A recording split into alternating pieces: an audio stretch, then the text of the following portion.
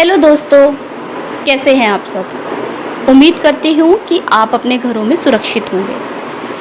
कहानियों की इस सीरीज़ में आज मैं भी एक कहानी लेकर आई हूँ। मेरा नाम शील है और मेरी कहानी का शीर्षक है दीवारों से कहो। तो बहुत पुरानी बात है।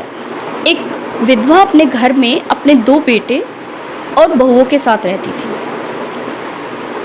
उसके बेटे और उसके बहुए उसको बहुत ताने मारे करते थे, उसको बहुत बातें सुनाया करते थे, उसको बहुत दुखी रखते थे, उसकी कोई बात नहीं मानते थे, ना ही उसको घर से बाहर जाने दिया करते थे।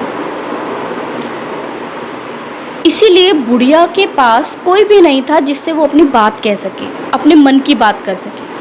और धीरे धीरे दिन ब दिन अपनी बात को अपने मन में के अंदर रखने से बुढ़िया मोटी होना शुरू हो गई और धीरे धीरे वो फूल कर बहुत मोटी हो गई। तो बेटे और बहुओं को एक मौका और मिल गया उसको मोटा कहने का।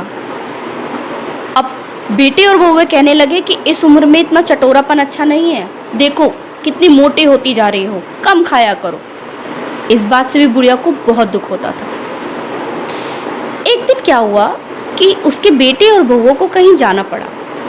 तो जैसे ही वो घर से बाहर निकले, उनकी थोड़ी देर बाद बुढ़िया भी घर से बाहर निकल गई और भटकते भटकते अपने उस गांव से बहुत दूर कहीं निकल गई। चलते चलते उसको सामने एक मकान दिखा जो टूटा फूटा मकान था। उसकी दीवार नहीं थी, उसके दरवाजे भी नहीं थे और टूटा हुआ सा मकान था, लाइक खंडर टाइप था। तो वो उस खंडर के अंदर गई।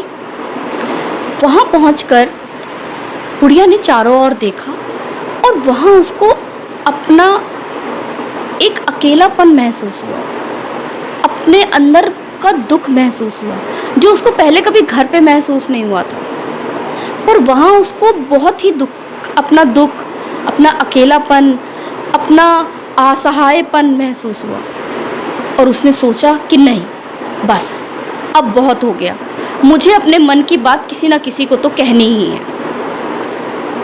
तो उसके सामने जो दीवार थी, उसने अपने बड़े बेटे की सारी जो भी शिकायतें थी उस दीवार को कह डाली।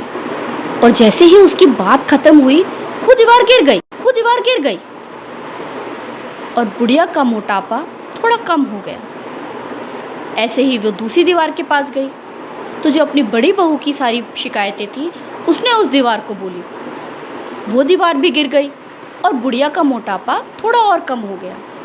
ऐसे ही तीसरी दीवार के पास गई, चौथी दीवार के पास गई और अपने छोटे बेटे और बहू की सारी बातें उनसे बोली और उन दीवारों का भी वही हर्ष हुआ जो पहली दीवारों का हुआ था और बुढ़िया का मोटापा बिल्कुल ठीक हो गया।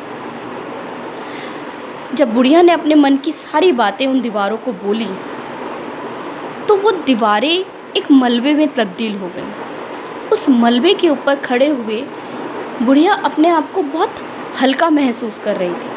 वो बहुत खुश थी क्योंकि अपने मन की बातें उसने किसी को बोल दी थी। और ऐसे ही वो खुशी खुशी अपने घर चली गई और उसने उस दिन ये मन में ठाना कि आज के बाद मैं अपने मन की बात हमेशा किसी ना किसी को बोल दूँगी, मन के अंदर कुछ नहीं रखूँगी। तो ऐसे ही दोस्तों, हमें भी अपने मन की बात किसी ना किसी से शेयर कर लेनी चाहिए।